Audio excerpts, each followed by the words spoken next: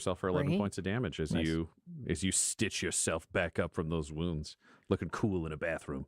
Okay. The mirror has a crack in it. It's so muscly. Yeah, and I'm looking at my reflection. I'm just putting my hand in front of my face and in front of the bringing mask? my face. Yeah, I'm You're doing wearing the a mask. helmet. You're wearing a helmet, so you're just running your fingers down your helmet. All right. Cool. Keep that card face up because you get 2 uses of it. Put a little X on one of those skulls. Oh, thank you. No problem, buddy. I got you. Yeah. Thank you.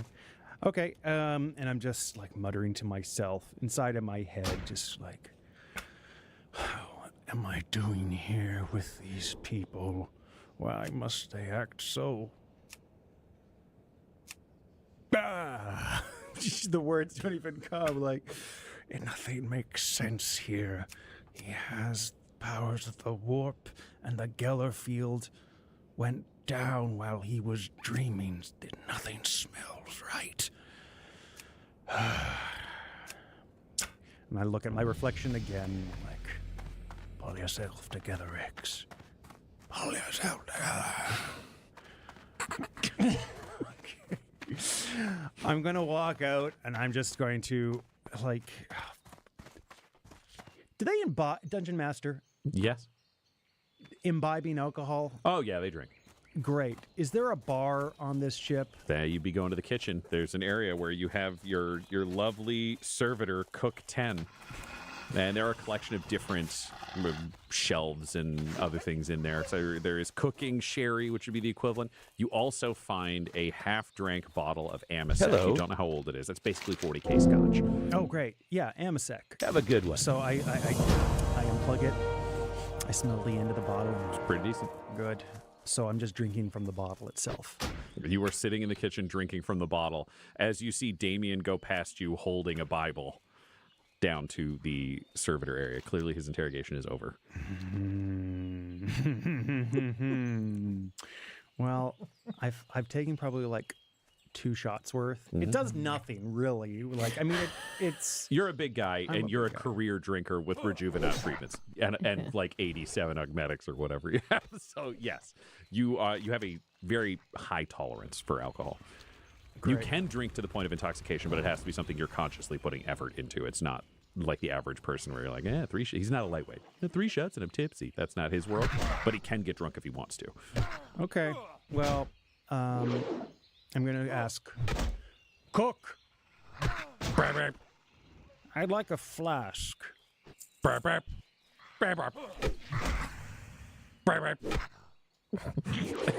It raises a flipper and puts it on the grill.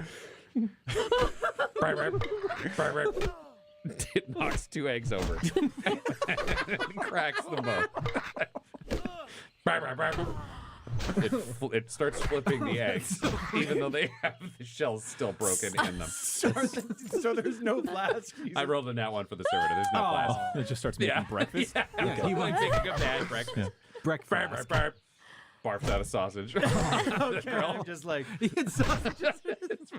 That's where they come from. where they come from? Yeah. Yeah. All right, so he's like, well, he was trying to keep this discreet, so he's like, I'm taking the bottle with me, and I'm walking after Damien. Yeah, well, Morgan Actually, would... no, sorry, not Damien.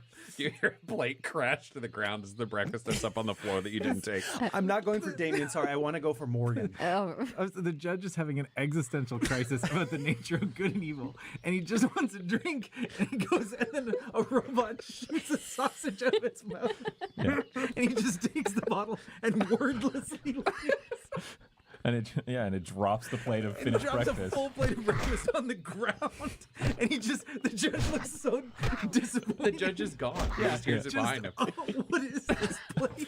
He's grown up he's been in 40K for 700 years. Ew. This isn't even that Yeah, I guess surprising. this wouldn't even raise an eyebrow. This is just nothing. another day in hell. Short circuiting. I'm just like, That's I'm so taking the funny. I'm taking the bottle. I see that Damien has left, so I'm gonna go the other direction. I'm not gonna follow him. I'm too ticked off. I want to just talk. You could go to your quarters. You want to go to No, Morgan. no, so I'm going great. with Morgan. You're going to the captain's quarters. well, Morgan would have, after Damien left, put some actual clothes on, because apparently I'm not sleeping right now. And then she would have calmed over the microbeads to the judge and be like, Judge Rex, please meet me in my quarters. You're 5 feet from her door when this Exactly. Yeah. Open the door, please. Pushes. She's still sitting at her desk. He pushes a button. The door's open. She's just sitting behind her desk. I'm going to walk in, and I'm taking a swig. Rex will follow you. I hand it out to you. Morgan will look at it and nod. I understand the gesture, but I prefer not to drink. Oh my god! So it's like he's just like rolling his eyes behind his mask. He's like, Do you want breakfast? he's okay. So he's just like, all right, and Judge, I know you're angry with me. Please sit down. I'm fine standing. All right. I talked with Damien. During the warp incursion, he made contact with entities on the underside of the warp. He believes that he failed in his test to stop the warp from flowing through him again. And he believes that he is a danger to all of us. Does he believe he's the one who? He believes that all of this is his fault. And do you? I feel as he is a part of it, yes. Whether or not Solomon lives will determine whether or not we can move forward with its party intact or not. Why? Why is he so important to the plans of the Inquisition? This party needs to fulfill our missions. This is the group that was put together for me by the Inquisitor. I believe it was put together this way for a reason. If we cannot make this work, I don't know what repercussions that will have. Honestly, I may try and get in contact with the Inquisitor and see what his beliefs are about the situation. I recommend you do. If he ever becomes a liability again, I will have no choice but to execute him. I understand, Judge. And also, Like this, 1, 2, 3. if I end up making the decision that he needs to be put down, it will be by your hand. He takes that in and he's like, very good, okay. Well then. I feel better. Things are starting to make sense around here. He takes another like long swig. I gesture again once more. Morgan's like, okay, he was so annoyed that I didn't. She's just like, and she will take a swig even though Morgan is like, I don't want to do this. My tummy's so upset from earlier. This is the worst, but if this is going to engender him to like be happier, fine. Peer pressure. Yeah, no. The judge is like, okay, good. This is this is a thing. This is a trust thing. So he gives you a nod via just the wryest the wryest frown, and just turns and. Judge, before you leave, I wanted to thank you for your readiness in battle against those demons. And this time he will nod, but with his back to her, and then just walk out. Great. We're doing a great job keeping this party together. Great, Morgan. A+. Morgan, there is a knock on your door some minutes after this when you've resettled yourself and are thinking. And when you key in to open the door, it's Avarice waiting outside who steps in. Just, that's a dramatic time. So Yes. I forwarded your request to the Inquisition and have heard back. Damien has been approved as the backup commander of this unit.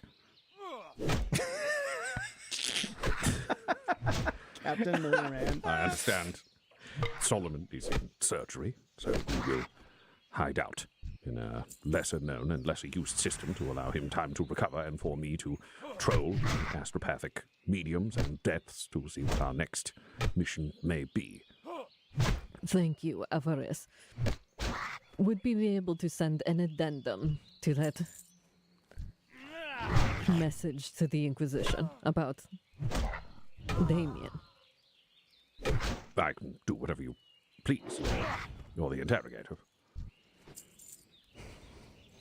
Do you want me to hear this message, or should this be coded? I will exit. Okay. Sorry, right now I'm gonna think about this because obviously things are way different than they were a few Correct. episodes ago. A few short minutes ago. Yeah. Yeah. So it's like I feel like I could completely rescind that. Mm-hmm. You did as you asked and made Damien the commander of all the Inquisition. the whole run. Yeah. And he has Lord superpowers. High Inquisitor. She'll look at Avarice. That was an order that was mission specific. That mission is now done. Please rescind that order. Oh, no. I apologize for this mistake. This was clearly my fault. I should have made things more clear. I accepted instructions from closet like a fool. I will not fail you again, interrogator. This is tremendously embarrassing. I will make it completely clear that it's my fault. I do appreciate that. I may have not been as clear as well. It was in the heat of battle. Unfortunate. How in future, knowing that I don't want to make this same mistake again, how will we know standing orders?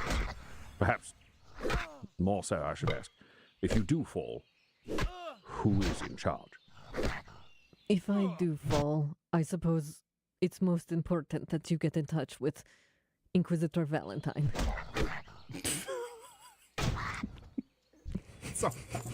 It is very funny that Yeah.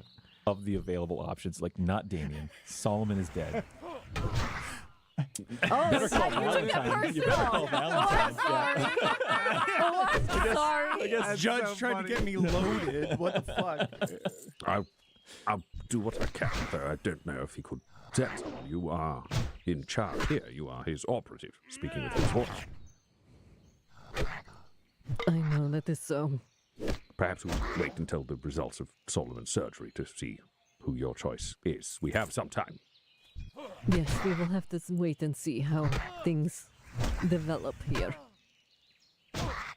Understood. So sorry, mistake.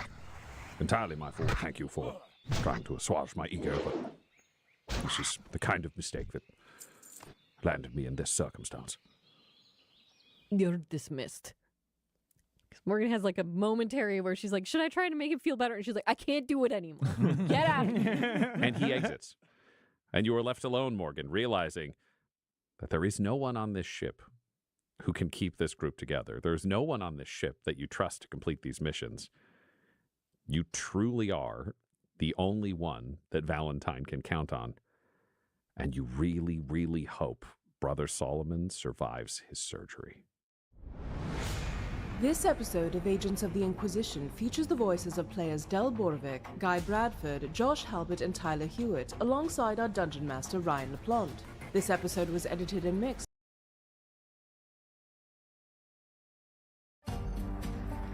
Learning English is hard. That's why I make Easy Stories in English, where you can have fun while you learn. You can listen to stories full of action, romance, and mystery.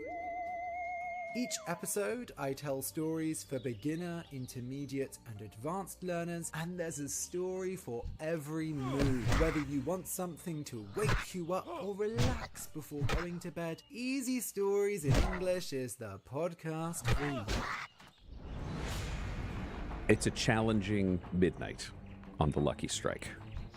After the perils of the warp, the re-attention of the demon Kestrel that has haunted you before, Damien, demons strode the walkways of this ship, and one of your own was struck down. Brother Solomon Gale has been in furious surgery where you, Morgan, had decided, that removing the biological legs of your prisoner, Talos Ivo, and giving those to Brother Solomon was the right move instead of giving him an anti-grav waistcoat, one might say. There was also tension amongst the group. Judge Buchanan Rex, very eager to perhaps execute Damian Proxima for his association with this Gellerfield event. But Morgan, you managed to stop that, though you rescinded your order to leave Damian logged as the backup commander should something go wrong on this mission.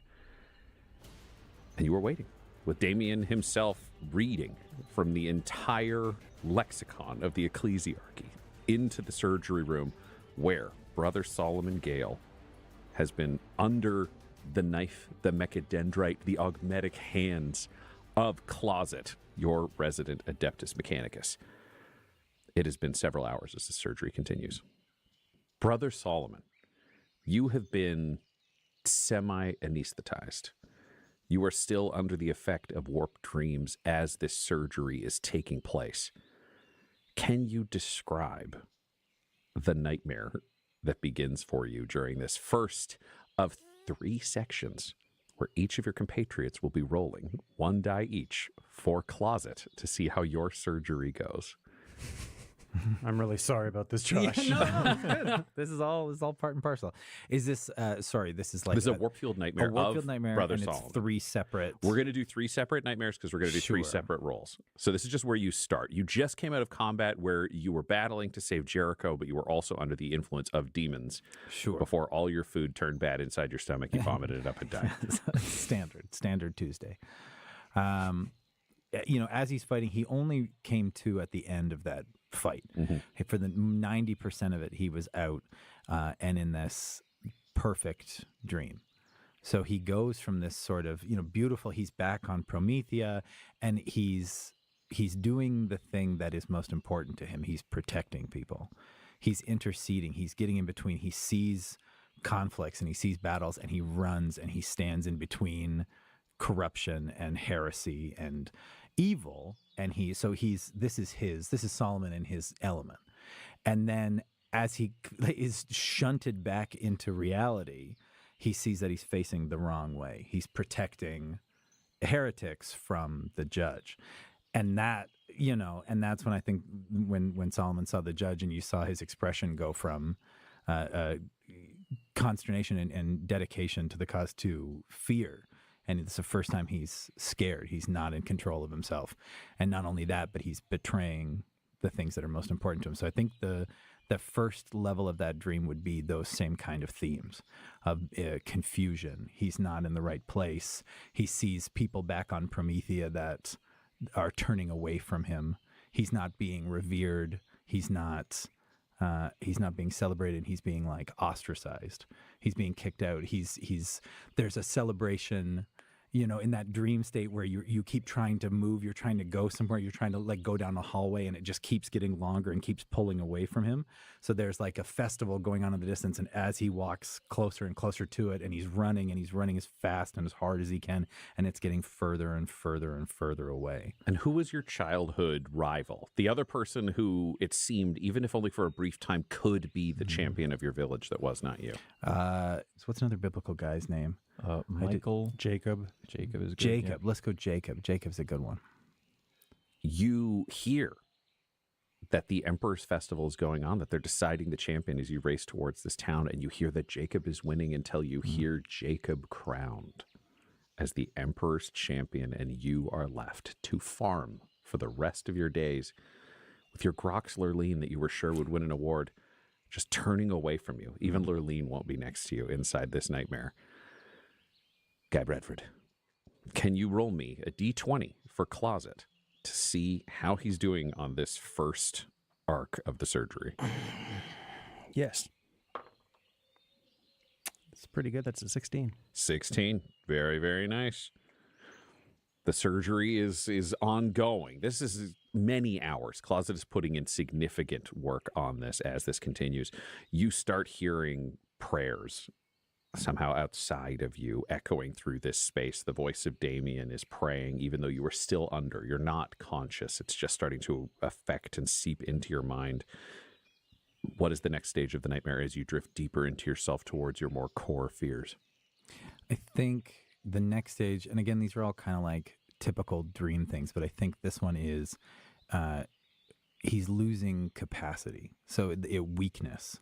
So it's he's in a fight and he goes to swing his sword like he's done 1,000 times, and he's so reliant on his strength and his capability, and he goes to pull at his sword, and it's that dream thing where you can't even grip something. You feel like that ethereal weakness, and his sword just falls to the ground, and he's trying to pick it up and he can't, and there's a faceless combatant, an enemy that he can't judge exactly what it is. It's demonic, it's people from his town, it's a shifting sort of entity, and he's frozen and paralyzed with that horrible kind of like sleep paralysis where you're just stuck and you're staring at this thing that keeps moving towards you, and you're trying to activate every muscle that you can, and nothing works.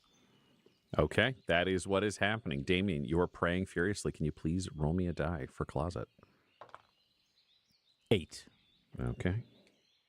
It's fine. It's fine. Just half of the last result. Yeah, it's fine. That averages is still very good. Yeah. Pain is increasing around you as you don't consciously know, but unconsciously, the saws, the knives, the nerve stripping, it's moving deeper to your core, closer to your brain, up your body as this process continues, as this multi-layered, incredibly intense biological machination occurs from closet, and you drift into this third and even deeper dream state, closer to the core, closer to those fears. What is it? I think this would be all about like his like personal tenets, like his oaths. This is and more like direct sort of warp incursion. So this dream would be demons. This is those Slanesh demons, all the different forms that he's seen, the corn demons, and him surrendering to that, betraying he's because he's weak and he's scared and he's not able to fight, he's giving himself over to...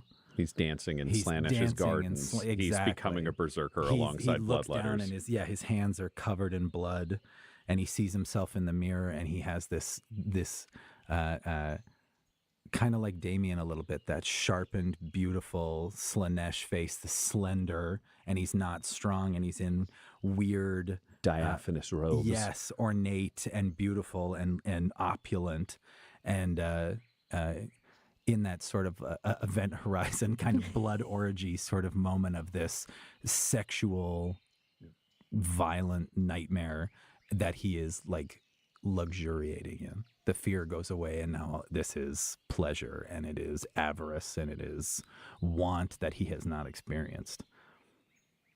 All right. Dell, roll me a d20 for closet, please. I don't want to. Let's see a Come on, real baby. naked avarice in this dream. Huh? Oh yeah, that's avarice. 12. Okay. Damn. Right in the middle. We're literally splitting Yeah. the difference, yeah. Good average. What's he writing there?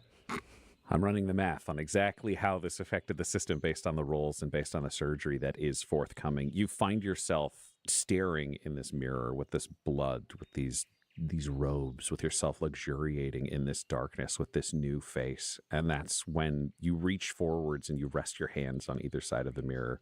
And as you look, you can see that they are your hands, and you can see your reflection in the mirror, but then standing over your shoulder is this perfect figure, this beautiful aquiline face. They're stronger than the demonettes you've seen. They're more present. They're more threatening. Their hair pulled back in just a glorious top knot. Beautiful.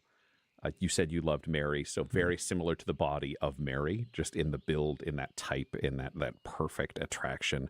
And behind you, they just say, the perfect son deserves the perfect father. You can be a champion of so much more. You can be so perfect. Just know the imperfections that may be forced upon you can be fixed. They can be. You can be glorious in the same way again. Until then, tell Damien Kestrel says hello. And you jolt awake. Morgan, you are present because you have requested this.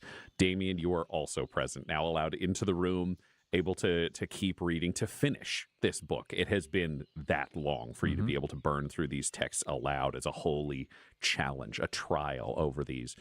But the one form of gifted you have always been, even historically, is in terms of willpower and delivery. If you need to read a book out loud for 4 days straight, you can do that. And in this case, you did. Can and have. Yeah. Yeah. Judge, would you be present for this awakening? Yes. Judge Rex is also present. Rex 2 is there. Brother Solomon Gale, you find yourself jolting awake and seeing the world differently around you. Your body hurts and aches, but there's a twitching feeling to it and an electric feeling through your system, just something jolted and off, as though you'd stuck your finger in a light socket and you're waking up 2 minutes later. The cause of the electrical feeling is gone, but you are there. The first thing that you notice is that you are seeing the world in 2 different colors. Your left eye is seeing it as you normally would, but your right eye is grainier. The contrast is high. It is taking a moment longer to focus. It looks more like the vid screens that you have seen, and everything is in a shade of green. Everyone else, when looking at Brother Solomon, now realizes that his right eye is an augmetic replacement for a biological component. It's decently made. This is quality craftsmanship, but it does not look like a human eye. This is not a version of giving a new eye socket. This is a socketed piece that runs from the brow all the way to fill the eye socket with a solid lens at the center, a green lens that is lit almost from within. And as you look down over your body, you can see that you are covered in scars through your center of your torso. They arc around to the sides and they arc down to your legs that look very different, Brother Solomon. When you look at them, these are legs that are subtly a different height than you're used to when you look down. As you move your feet, they just feel off. They feel wrong. And they have clearly been crudely and brutally, but effectively stitched together. You can see gen-enhanced muscle. You can see that there are legs here, but they have been bulked out brutally and surgically. They're kind of Frankenstein-esque legs that have been attached to your body, and you feel a jolt run through you for a second, just up and down the nerves of your full body, from your legs to your head, before you are once again in control of yourself. The rest of you are looking at this Frankenstein-esque version of Brother Solomon. The majority of the surgery in terms of replacements and gen enhancements and muscle stitching and all of this from the waist down. But there is a fine line of nearly circuited scars up through the body. Mechanically, what this will mean is you are now at -1 dexterity. So you have -1 dex as you're there. So your dex number will go to 9 instead of 10. And it's -1 for your dexterity-based skills. But due to the very strong rolls and excellent work of your compatriots, your strength will be unaffected. Strength was done. It's just the sheer amount of nerve surgical work that is negatively affecting your dexterity at this time. Closet steps forward in front of you. And by steps, I mean just kind of floats a little bit sideways, says, "You almost died.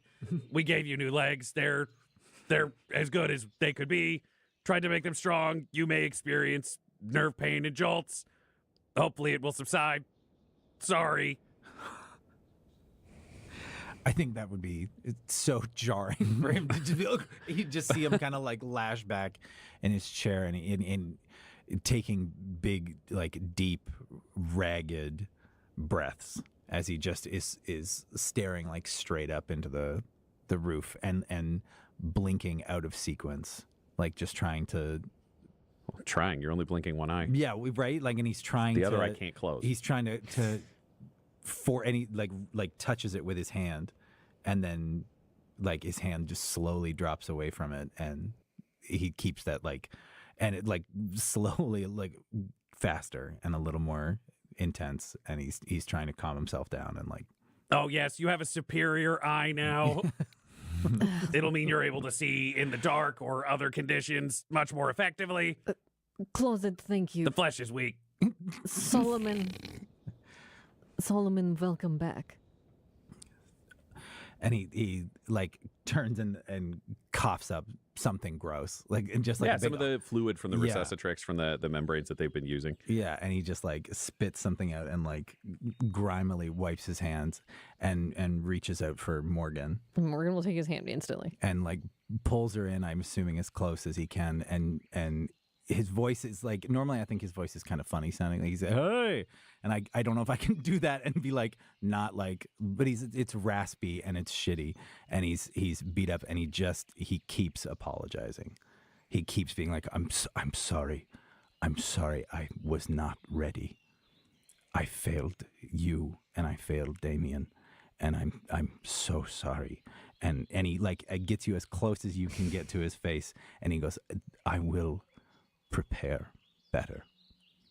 I will be ready next time.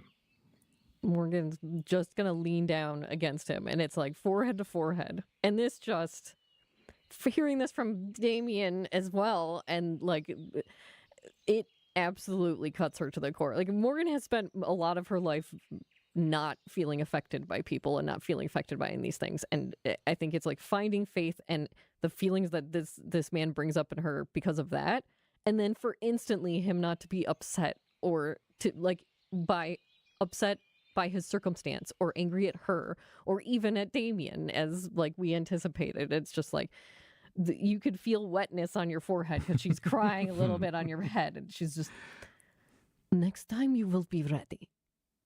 We are glad you are here for a next time. Next time I will be ready.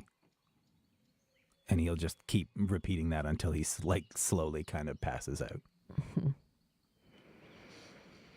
Morgan will sit back up and look at the rest of them. Closet, thank you for your hard work.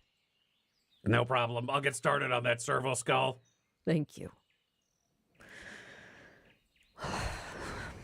All right, the two of you. Solomon has lived. I think we all deserve one more chance at this. Chance what? One more chance to work as a team and survive. But Judge, you know what will happen if anyone fails a test again. He nods very slightly. I won't fail to fix the servo skull. Closet, thank you. Yes, you've been doing wonderfully. Closet, you've been here the whole time. Where is that Talos Ivo? He must not be too happy with losing legs. He's in the corner recovering. And he points over, and you can see Talos Ivo's hands are chained up to the wall. He is just a legless torso with the same circuits of scars through his chest and body. He has like basically a metal groin replacement structure, but no legs. His arms are extended above him. He has extendable robotic elbows. If you remember, that was his alteration. So his arms are extra extended over him, and he is passed out. He has one augmetic eye, and he is there with just missing the lower half of a person unconscious. I'm gonna go over there and just like inspect him. Just give a once over, just see what happened. And I'm just actually, from having been under the knife myself a few times, it's just interesting to see it done now to a Mechanicus who I'm not very familiar with, and seeing how this works when grafting it onto a human as like Solomon. So he's not trying to be weird, like he's not like poking. No. This was a circumstance, and if you remember, Talos Ivo was in the majority human norm. Like he had replaced his elbows so his arms could be extended, and he had an augmetic eye, but the rest of him was human biological, which is very odd for a Mechanicus to begin with, who isn't ultra junior. Generally speaking, the flesh is weak as a belief of that organization. They're like, the faster you can get rid of flesh to replace it with machine, the better. But he has not done that. However, he now just has less flesh. Morgan's going to turn and look at Damien. I was concerned when Solomon woke up how he would feel. But he seems that he feels he has failed his test also with that warp incursion. I ask that you look out for one another, protect him. I will. That will be part of your penance for this happening. As you wish. It is what I wish. All right. And then Morgan's just going to get up and leave. We're gonna need like a week to make Solomon better. Everyone will have time to prepare. Understood. I will call everyone for a meeting when I'm ready. She'll just leave and go And back to her off you quarters. go. And this is the circumstance under which you find yourselves waiting for clearer orders and taking time for Solomon to recover.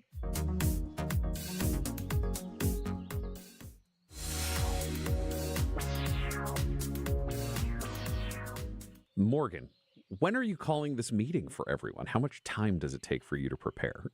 Man, You've had 4 days in the warp. You're out of the warp now, so you can all actually sleep and that's recover nice. without requiring any like additional nightmare watch. You fully recharge all of your abilities, and you are in an asteroid field in an otherwise dead system, just floating at the edge of it. The one person who's not terribly available, I will say, on an ongoing basis, is Avarice.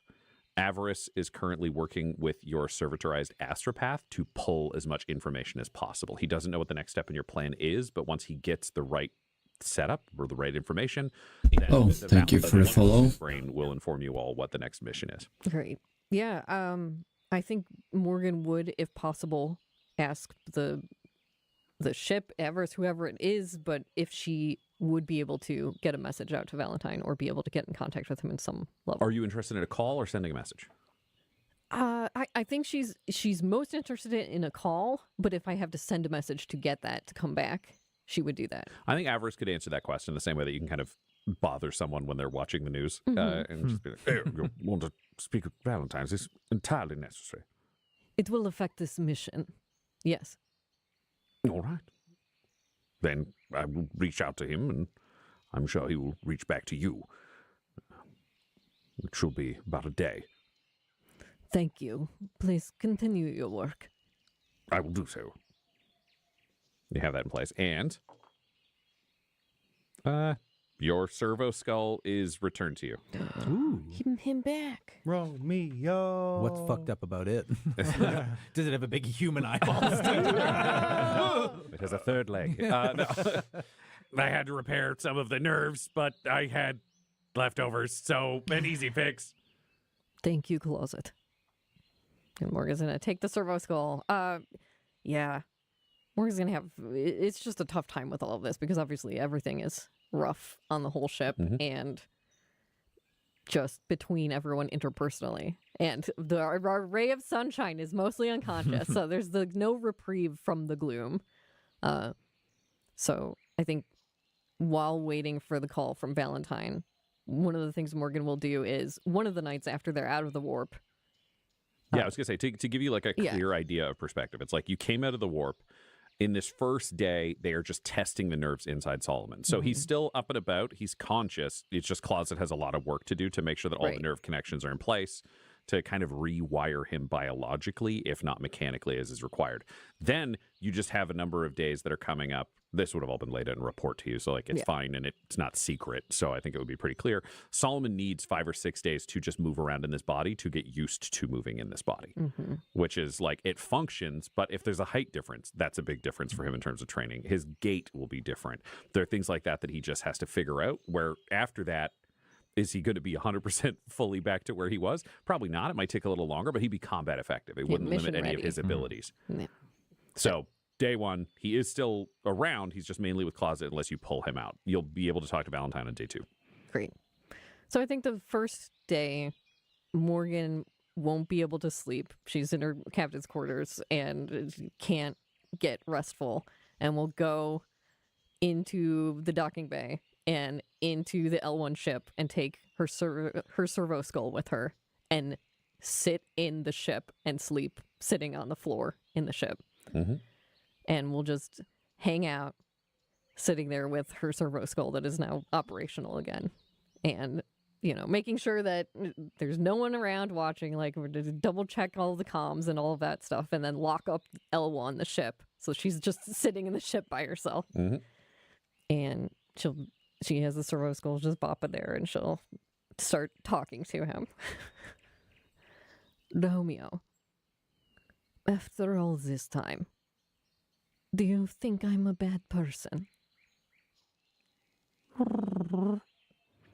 He's just floating around. You're just hearing the sound of his engine.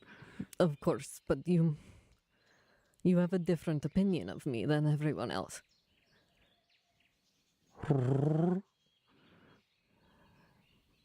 Is it wrong to admit that I'm not sure I can do this? But it's not me that I need to have faith in. It's the mission in Valentine. So many broken tools, and I am just one more of them. But perhaps something can be put back together, like Solomon.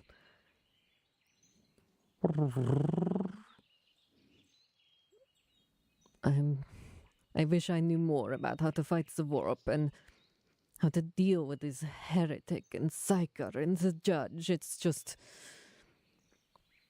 things were simpler before, you know?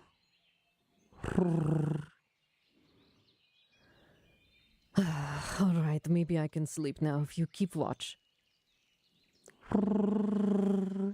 Morgan is just going to curl up on the floor, on the metal floor of the ship, and go to sleep. With the white noise of the tiny anti-gravity generator inside Romeo floating alongside you. And the next day, there is a knock on the back of L1. Shit, bolt awake. Who is it? It is average. There is a certain someone for you on the psycho. Yes, right. Thank you. And Morgan will, like, very quickly. And you make your way to Ast 2, the servitorized astropath.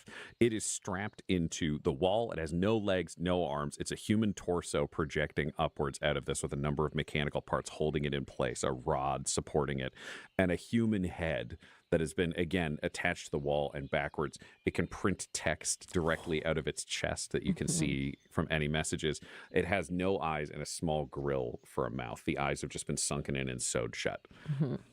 Great. And whatever. And you can sit down facing it. Oh, great. Perfect. Whatever room this is in, can we make sure it's locked up? No It's a one very else is small going to get in here. astropath room. It is got a bunch of psych shielding and other things. So once you're in there, again, you have the captain's keys to this whole thing. That's- So remotely, you can just be like, the door's closed, no one can open it. Perfect. I just want to make sure that that's clear. If anyone tries any shenanigans, these doors are locked. No one can be in here. No one's shenanigan.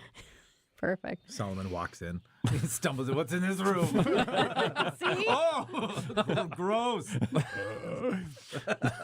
The hell is that? Have you been sleeping on a ship? They canonically can't do this. None of this happens. Yeah. Everyone's a child, but none of this happens.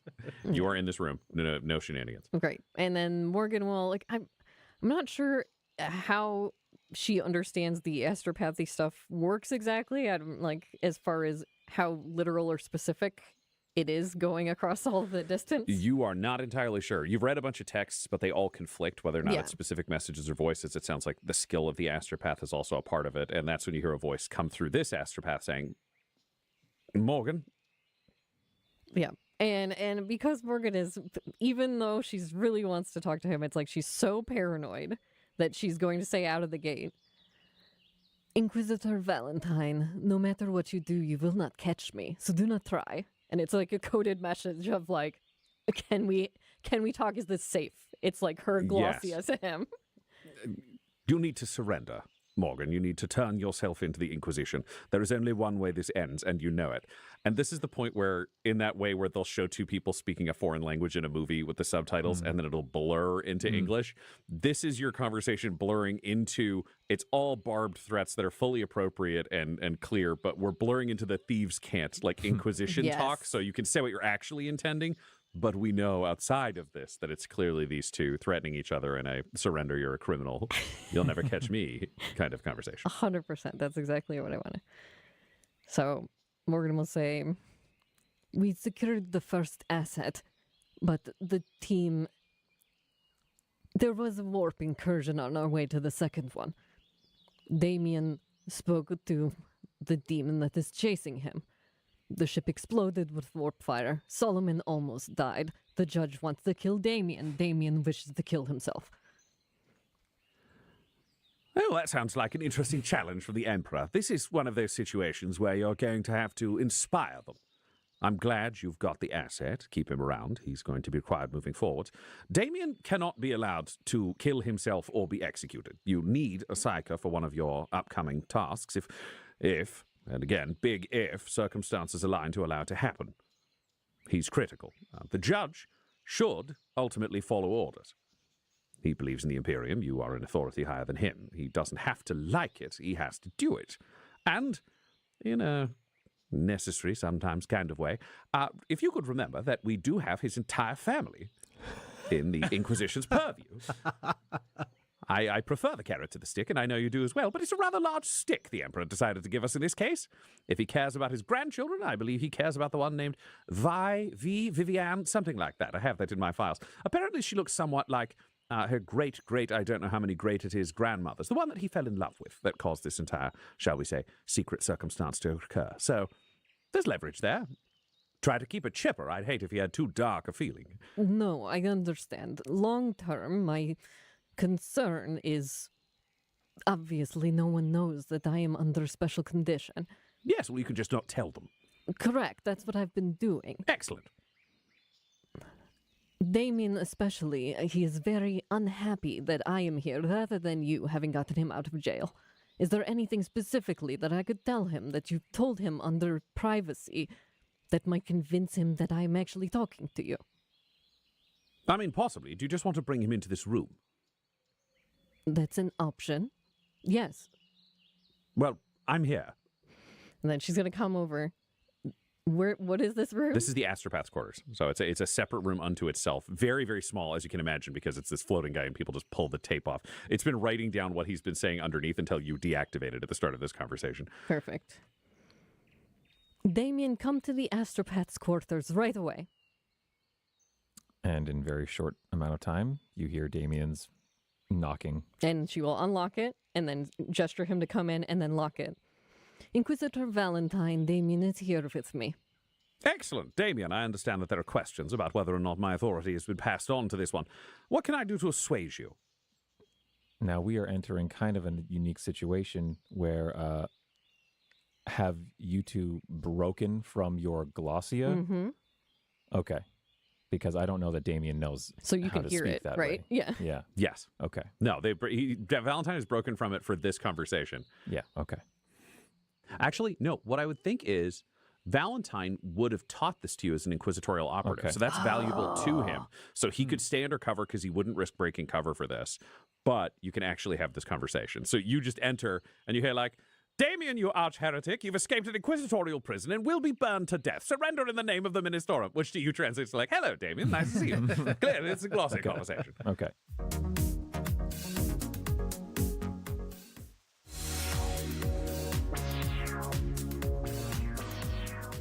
I'm just going to note that I know that language then. Yeah, please do, because I Nice. think that's one Solomon wouldn't and the judge wouldn't, but you were specifically trained to be an operative for Valentine, so that would check out. Mm, that's cool. And just a moment of like, he's been, I think, in a little bit of a fugue state. He threw himself into penance and repentance and doing what he was told. Because I think that's probably a more like instinctual or like reflexive safe place kind of thing. Yeah, absolutely. Coming up in the ecclesiarchy is like an authority figure has told me to do something, I will throw myself into doing it. Yeah, kind of yeah, thing. and like Even hard work. questioning Hard work Morgan- is service to the emperor. Yeah. Service to whoever is in charge is service to the emperor. Like it is a holy right in that Yeah. they also hit you with sticks when you don't do it when you're young, kind of way. So it's a bit compulsive at this point. Yeah. But he just like just his eyes flutter and like a little bit more like kind of like life comes in when he like stands tall again. He's like, Valentine. Yes.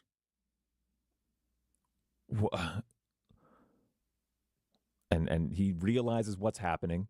You know, you've called him in and like he questioned you about Mm-hmm. the veracity of all of your claims and realizes, so he just needs a second to think like, you visited me a number of times during my incarceration.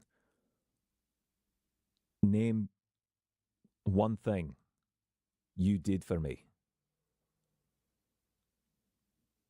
Well, I mean, I gave you a tremendous gift of psychers alongside you to train you, but the art supplies on my second visit so that you could draw the various cathedrals that you'd been inside of. That is you. What is going on? Well, you're on a mission. A highly important mission, one might say one of the most critical missions, which is why there is such secrecy surrounding it. I cannot speak it aloud. Clearly, we're discussing things in code right now.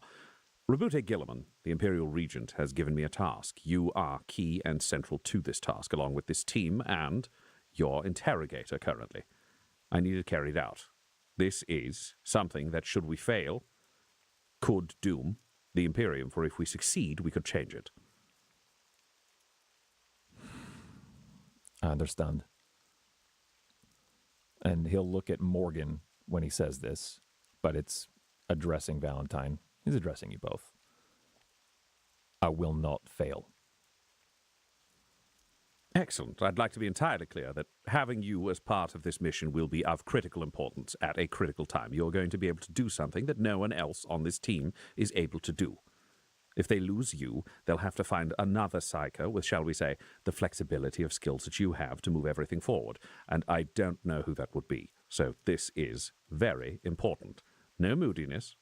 We're not playing this game. No more childishness. It's time for you to be a professional. And that brings the more of the impetuous kind of, he's just like again, like the shoulders drop and the eyes were like, oh, just Dad. But I'd like to be clear, this is your chance to prove that you are an asset to the Imperium and you have the makings of an Imperial hero. Using the darkness to fight the darkness is the exact job of the Inquisition. If you're capable of it, you do have a future that is possible. I remember you telling me that. Using the darkness to fight the darkness. I received a report that said on your way off planet, where you were on Arcturus 4, you used your powers to ignite an entire field and destroy improvised aircraft being used by a Cornate Brotherhood. Is that true? Yes. Then excellent. You've already done it. I don't know why you're beating yourself up so much. You managed to, as far as I can tell from the notes here and from notes from the Administratum and the Departamento Munitorum referring to this world, prevent a massive attack that could have wiped out the PDF and then the remainder of an Imperial Kestrel, society. sir. He found me.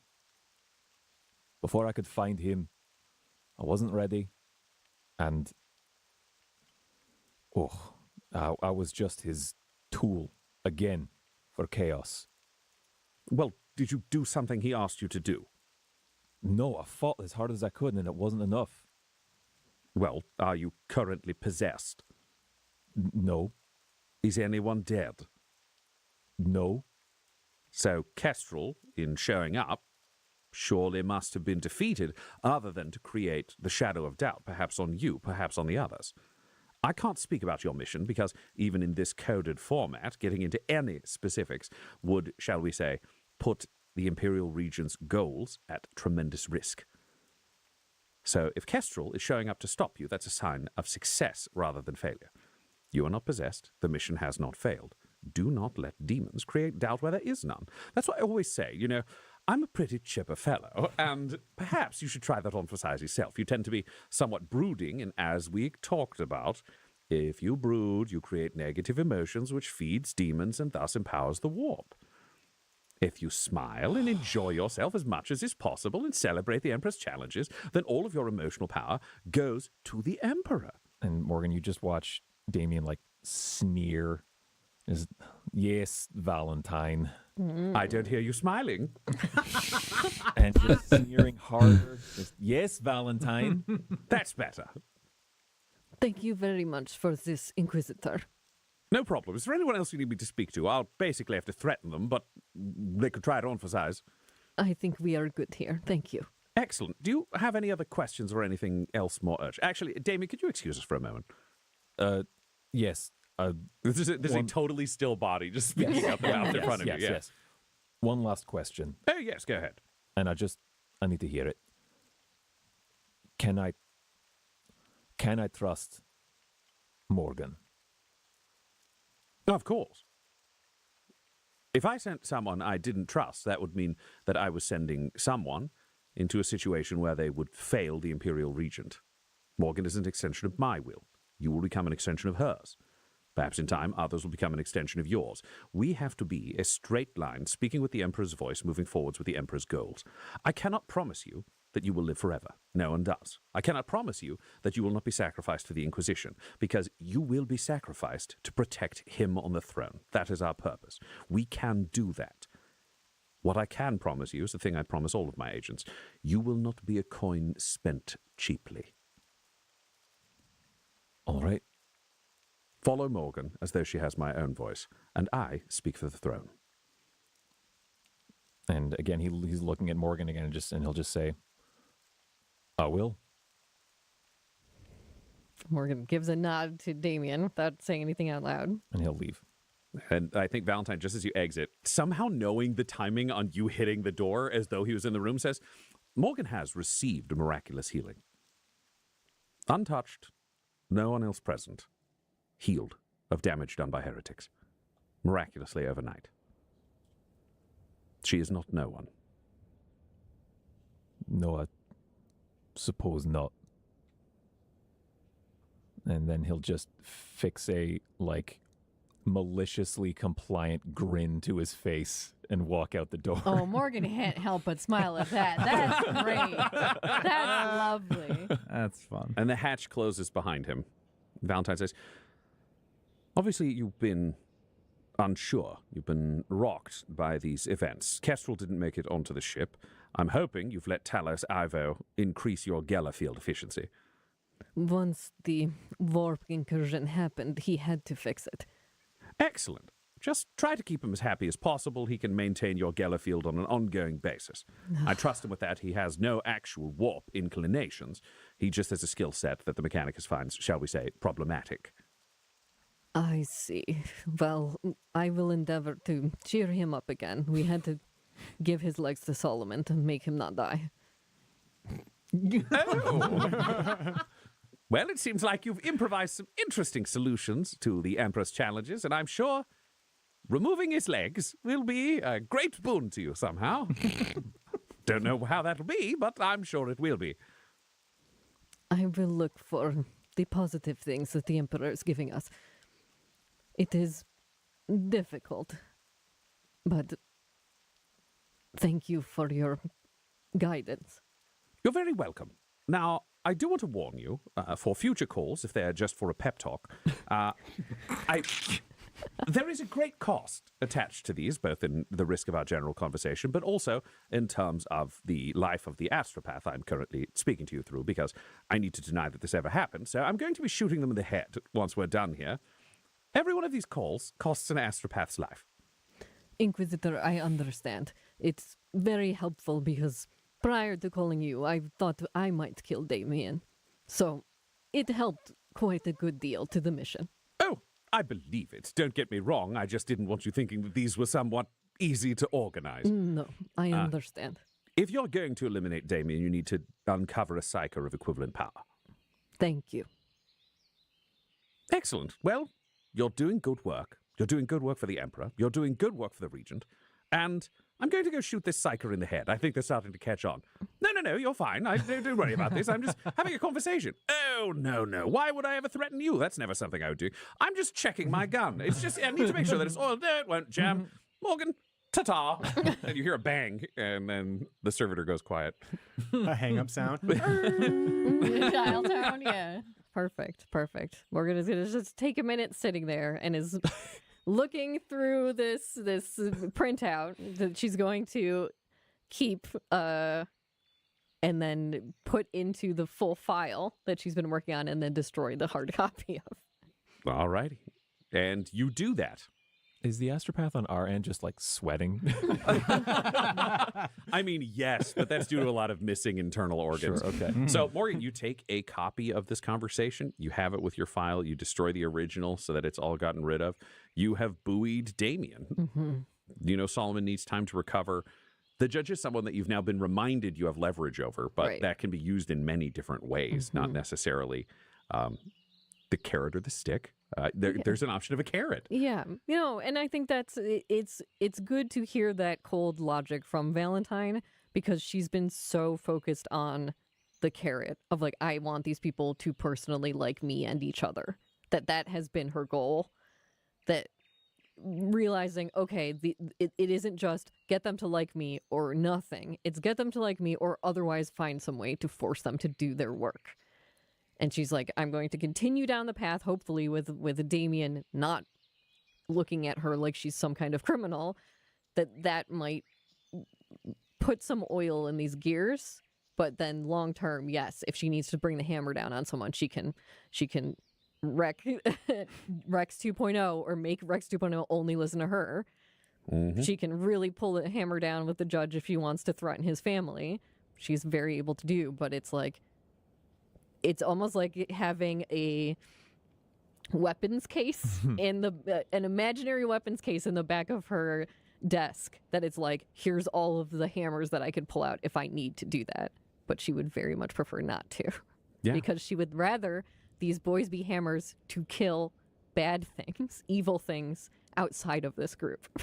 So you have newly buoyed confidence of yourself, new tools in your imaginary personal weapon shelf in the same way that you added a display shelf to the new chapel built on board this ship. And the only sobering thought is your confidence cost the life of a trained astropath. You need to make it worth it. This episode of Agents of the Inquisition features the voices of players Del Borovic, Guy Bradford, Josh Halbert, and Tyler Hewitt, alongside our Dungeon Master Ryan LaPlante. This episode was edited and mixed by Laura Hamstra, and Agents of the Inquisition's artwork was created by Del Borovic at delborovic.com.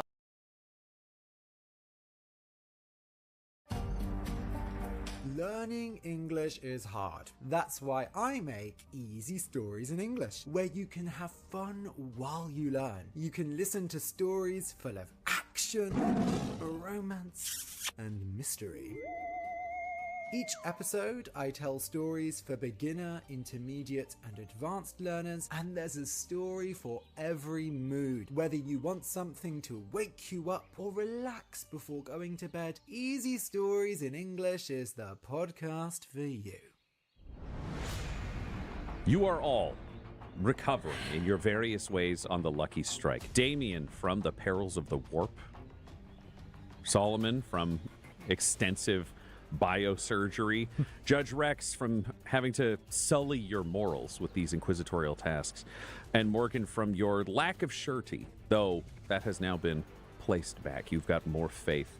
You had a chance to speak with Inquisitor Valentine. Damien knows that you are the legitimate commander of this operation, as he was the only one who really questioned that at any point. And your team is recovering, but you had said specifically they've all spent a day in contemplation, in nerve surgery, drinking Amasec in the kitchen with the cookbot, but you'd wanted to get them together for a speech. What is this speech, Morgan? Oh, God. Hold on. Let me review some of my notes that might come into play. Morgan, yes, we'll gather everyone together in the, the mess hall? Yeah. Yep. She'll make sure everyone is there and just casually get up and sit on something. So she's not like standing while they're beneath, like sitting. So she's above them, they can hear her, but she's a little more casual. Okay. So if you have them sitting around a table, kind of booth style, looking at you, would you set like stacked cargo crates? Or are you just sitting in a chair the same height as them? Was this staged for you in advance? Yeah, I think it's stacked cargo crates is just Cargo in the corner of there. Have been brought into the kitchen specifically for an interrogatorial seat. Yes. Thank you everyone for coming. We've been through a lot these past few days. We did a good job on our first mission. We secured Talos Ivo. The mission was difficult, but everyone performed quite admirably. The warp incursion shook all of us. But we came through it, injured, but alive. I know that we've all had to do difficult things. I know that all of you have been unsure about your place here, about what is right and what is wrong. I want to assure all of you that I will do my utmost to protect all of you. Sometimes in the Inquisition, we need to do despicable things in order to protect other people, to set the Imperium on its course. That is what we are doing here.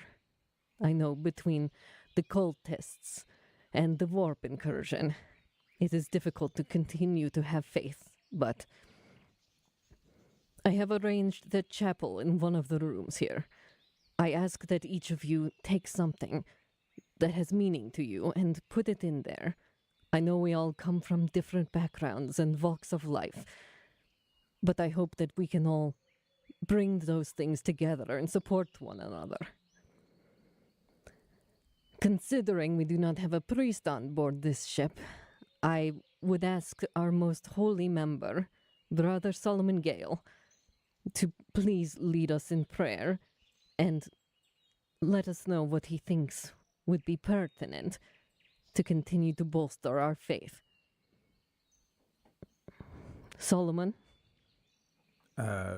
How far along in the healing journey is Solomon at this point? He's still in the tank. I just want to know as far as like my overall mobility. You are able to move now. Okay. This is the second day, so the nerves themselves are in place. You're still getting random jolts, but nothing's misaligned. Nothing's unattached. You're just getting used to this body. You can get around. You're clumsy, essentially, which you have not been, but it's a vast improvement from where you were. Okay. I think Solomon, he'll stand up and kind of come around to where you are, and that same kind of thing. Like he's shambly. He's not as he maybe like clips the edge of the tail. Sorry, and he's still a little raspy. He goes, yes, Morgan. I would be more than willing, as long as that is all right with Judge and Damien, that I may read from Ezekiel's, or perhaps, Damien, you would prefer if I read from what? I mean, there's the Ministorum Bible, the Lectitio Divinitatis. It really depends on the kind of text that he's carrying. You also wouldn't know the name of the book he's carrying. Sure. Okay. Yes. So perhaps, Damien, you would prefer if I read from your prayer book, if that is something you felt comfortable with. I would. Sure. Here. Take this. I want that back. Of course. Yes, and he like looks at it and he's like internally, there's so many pages. And he's like, he skims through it just ever so briefly and a little like, oh my God, this is gonna take forever. But then I think he would he'd find he'd take a quick flip and find something that looked like a relevant passage, and he would just start rattling off unfamiliar prayers, but with a sort of genuine curiosity. Like as he reads, he'll get down to a passage and be like, oh, well, that okay, all right, well, yes, all right, you should do that. That's very interesting. And he'll lead you guys in a prayer. Can you roll me a religion? Sure. The Aki way. That is a natty 19 plus 4 for a 23. Nice. You pick something that is perfectly in tune with this moment as you read through 3 different passages. What is the theme of the passage that speaks to you, Judge, that he has picked out perfectly? Oh, that mercy is for the weak. Fabulous. Damien, what's the theme of the passage that speaks to you? I think it's like suffer not the heretic. Yeah. Perfect. What theme of what passage speaks to you, Morgan? For Morgan, it's the Emperor gives you exactly what you need. Fabulous. And then the final passage from Ezekiel's book.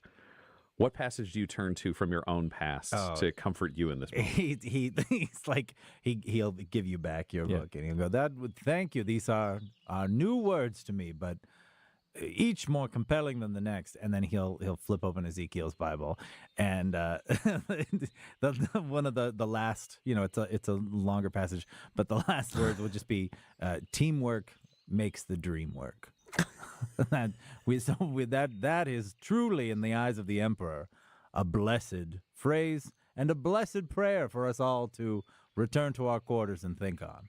Yeah, and Damien's trying to be on his best behavior, and like his eyes are closed, and like his his hands are like, his fingers are interlaced and folded together, but just like this deep furrowed brow as he just like is like each line from this final passage in the book of Ezekiel is just like walking into a brick wall for him. It's like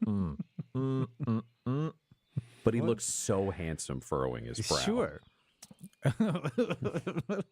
Solomon's like, "Whoa, you're doing something different with your hair. It's a good look. It's working." Solomon, can you roll me Solomon's like, a "Look, perception? Do I look good?" His gigantic Actually- robot eye is weeping. Can you roll me a history or an insight? Oh, I One is memory, the other is gut. yeah, I have a fantastic history, and I am not insightful. So Okay, history. enjoy. It is a 14. 14. There's something familiar about that brow, but you just can't place it. oh, He saw it in Vanity Fair. I saw it in a vanity somewhere, but And he just, he takes he clocks it, but he comes back. Thank you, Brother Solomon. All of you have done a good job. I've sent my reports to the Inquisitor, and he is thankful that we have secured the first asset and happy with our progress. All of you are important to this mission and team. Well, I have to go now. I have to make some breakfast and then some work around the house. I will see you guys later tonight. So have a nice day or evening. See you later.